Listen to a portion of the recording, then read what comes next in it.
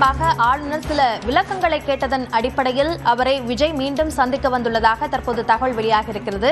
அதனை முக்கிய செய்தியாக பார்க்கிறோம். காங்கிரசுடன் சேர்த்து தற்போது 112 பேரின் ஆதரவு தங்களுக்கு இருப்பதாக நேற்றைக்கே ஆளுநரிடம் கடிதம் வழங்கப்பட்டு உரிமை கோரப்பட்டது. அதில் மேலும் சில சந்தேகங்கள் இருப்பதாகவும் ஆளுநர் தரப்பில் கேட்கப்பட்டதால் அதற்கான விளக்கத்தை கொடுப்பதற்காகவே தற்போது தவேக தலைவர் விஜய் மீண்டும் ஆளுநரை சந்திப்பதற்காக ஆளுநர் மாளிகைக்கு சென்றிருக்கிறார் என்ற தகவலை நாம் பார்க்கிறோம்.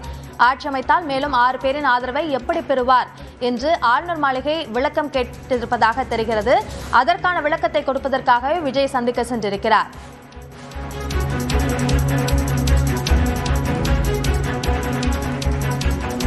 ஆட்சி அமைப்பதற்கான கூடுதலாக 6 சட்டமன்ற உறுப்பினர்களுடைய ஆதரவு விஜய்க்கு தேவைப்படும் நிலையில் விசிக கம்யூனிஸ்ட் கட்சிகளிடம் அதற்கான ஆதரவை விஜய் கேட்டிருக்கிறார். அந்த ஆதரவு கேட்டது தொடர்பான கோரிக்கை தங்களுக்கு கிடைக்கப் பெற்றது என்ற விவரத்தையும் விடுதலை சிறுத்தைகள் கட்சிகள் தரப்பில் தெரிவித்திருந்தார்கள்.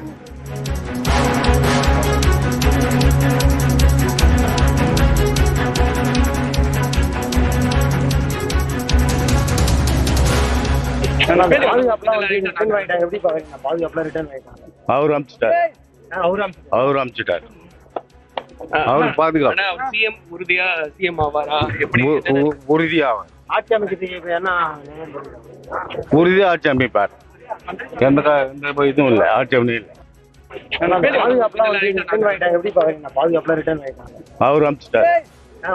அவர் அமைச்சிட்டார். அவர் பாதுகாப்பு உறுதியாவார்.